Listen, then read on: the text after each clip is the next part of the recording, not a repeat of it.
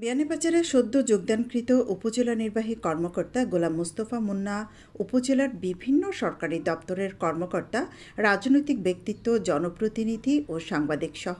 উপজেলার বিশিষ্ট ব্যক্তিবর্গের সাথে মতবিনিময় করেছেন। সোমবার বেলা 11টায় উপজেলা কনফারেন্স হলে এই মতবিনিময় সভা অনুষ্ঠিত হয়।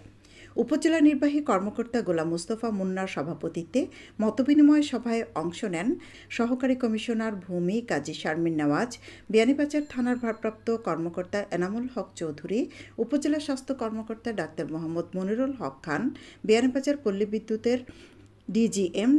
ভজন কুমার বর্মন, উপজেলা বিএনপির সাবেক আহ্বায়ক জিয়াউল বারী, উপজেলা জামায়াতে ইসলামের আমির মাওলানা ফয়জুল ইসলাম, উপজেলা বিএনপির সহ সভাপতি আতাউর রহমান ও সাধারণ সম্পাদক সরওয়ার হোসেন,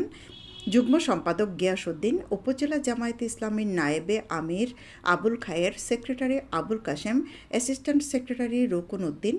পৌর জামায়াতের আমির জমির হোসাইন, ইউপি চেয়ারম্যান তুতিউর রহমান,